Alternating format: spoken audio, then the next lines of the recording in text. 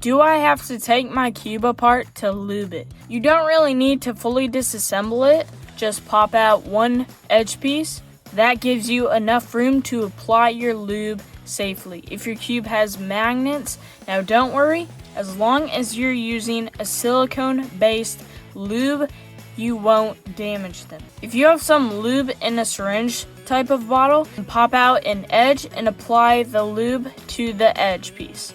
But if you have a lube in a small bottle that is thinner, then you don't need to pop out a piece because you can easily split your cube apart and then drop a couple drops in your cube. Make sure you start with a couple drops, and then if you need more, then add more. Don't just add a whole bunch at the start. Now, the fun part, applying the lube.